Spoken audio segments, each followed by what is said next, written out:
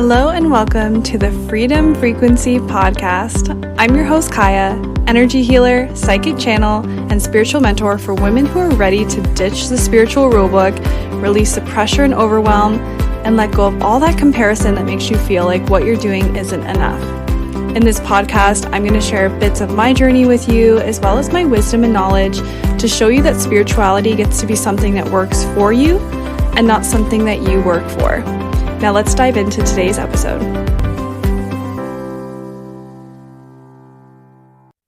Hello, and welcome back to the podcast. Today I have a little bit of, I want to say like a spicy episode. Like I think for some people, it's going to be a bit of a kick in the ass. Like I think this topic came to me and I was like, I feel like I need to make a post about this. I feel like I need to make a podcast episode as well. I love to kind of like cross post in different places for those who like only like podcasts or only like Instagram. But this came to me because I was reflecting on some patterns that have come up for me in the past. And I just felt like it was a topic that I really wanted to speak to and something that is probably a bit of a blind spot for a lot of people. So what I want to speak to in this little riff is the belief that something external to you is holding you back from growth or evolution or healing, and how this is actually a form of self-sabotage.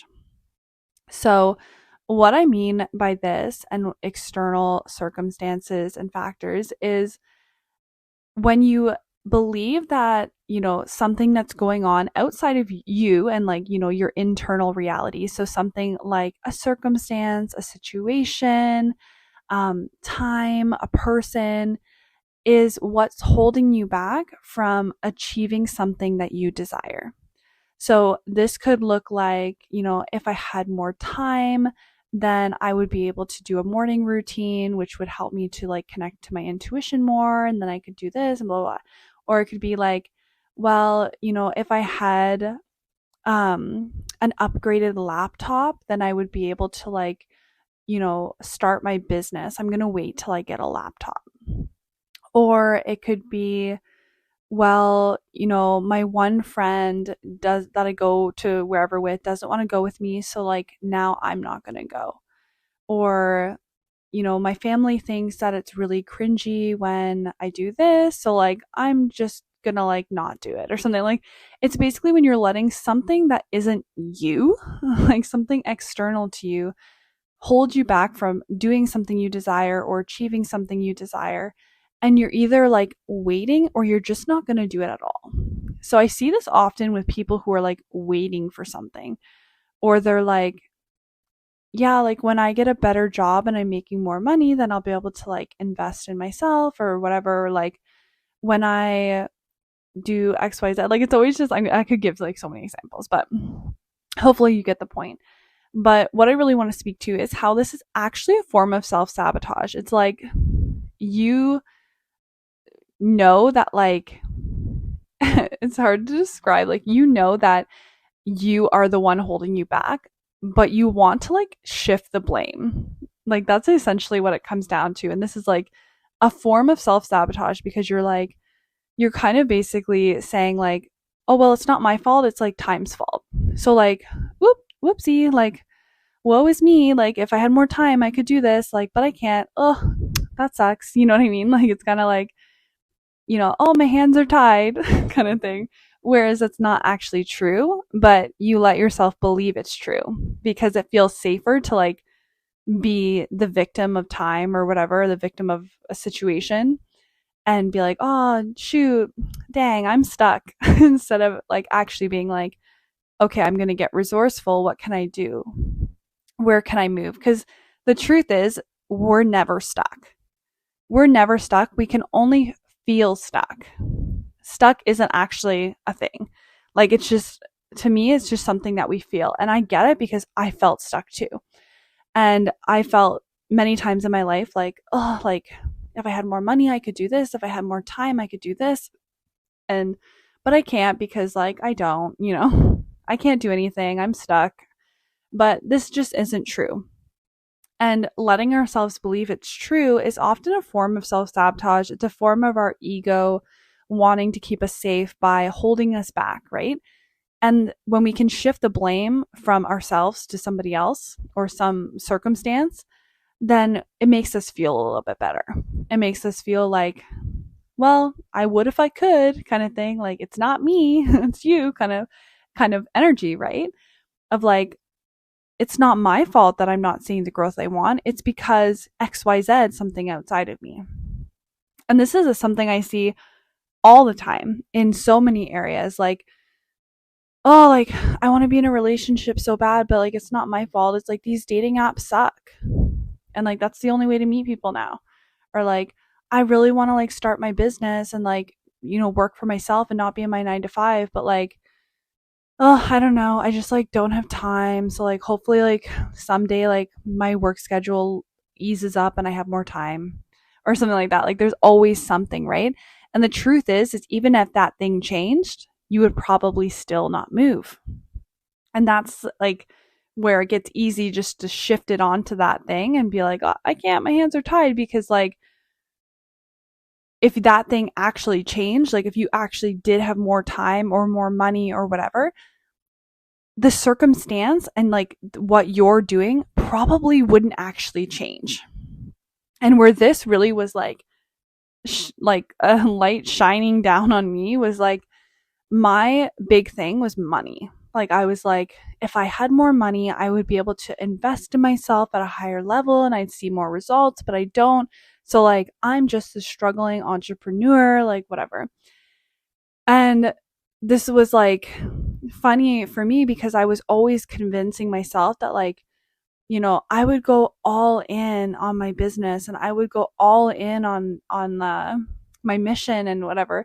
If I had more money, that I could do, I could hire a mentor because I don't want to be struggling. Like I can't do it by myself. Like, and for me, telling myself that it was because I didn't have money was just the cop out, right? Like it was my way of being like, yeah, that's why it's not working. That's why I'm stuck, is because if I had more money, I could hire a mentor and whatever. And so it was easy for me to stay, stuck because I had an excuse. But then when I was making more money, like when I actually started to come into more money and like my financial situation changed, then I actually still felt stuck. Like I saw myself trying to look for another reason. And it shifted to time. Like it was like, oh, I actually don't have time now. And so we're always going to find like this next thing to jump through, right? And the truth is like, there's always a way. And like, maybe there isn't a way like through the avenue you're thinking of. So like for me, it was like, oh, I don't have the money for a mentor. And maybe that was actually true, right? Like I'm not the type of person who's going to like take out a loan and on a credit card or whatever to pay for a program. Like that's just not me. And like I know other people don't agree with that opinion, but I would never tell a client like go into $10,000 of debt to work with me because like it's an investment. Like for some people that works, that's amazing. If that resonates with you, do it. Awesome. But that just doesn't resonate with me. So for me, like maybe it wasn't doing something like that, but it was like realizing that I could do it without the money, or there were ways I could invest at a lower investment and start to build momentum. But instead, I was just choosing to choose that, I was stuck, that I couldn't move at all because like it wasn't the one move I wanted to make, kind of thing. So for me, this like really became apparent, yeah, when my financial situation changed and I was kind of forced to look at, okay, well, I was saying that if I had more money, I would be investing in a mentor. And here I am with money that I could be investing in a mentor. And I really had to like face that truth that like it was just a lie I was telling myself. And in the end, I ended up like starting to work with a mentor. And then like now I haven't looked back. But this isn't a story about like investing in yourself. That's just an example. But it's kind of like, yeah, like realizing that wherever you're shifting the blame external to you is actually just an internal problem. And I don't like the word problem. It's just an internal thing going on, right? And even if the external changes, you're still going to be feeling the same way internally. So what we want to do is actually just start looking at the internal from the get-go. So if you're catching yourself like, if I had more time, if I had more energy, if I had more money, if I had more whatever, then XYZ would be possible for me. We actually want to act like not look at those things and start to look inside instead. Because the external only changes when the internal changes. And that's why it's so easy for us to like shift the blame to something external and then just stay stuck. Because if we're not shifting anything internal, the external doesn't change, so we can just keep that blame. We can just stay stuck and, woe is me, I'm a victim. But when we actually say like, okay, like money's a little bit tight right now. Okay, like that's a reality, whatever. And I don't have a lot of free time and I'm a little bit low on energy. What can I do to move the needle forward to what I'm desiring?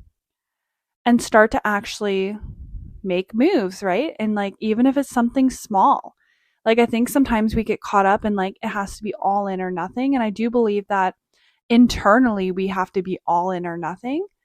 Like we do have to be all in, like in it no matter what. But I don't believe that like we need to be all in. Like I spent my whole life savings on this, or like I'm, quitting my job so I can spend all my time on this or whatever, if that doesn't resonate. So really what we want to start doing is looking at the internal and how can we shift internally to create more abundance and stability and space and safety, like from the inside, to then create that in our external reality.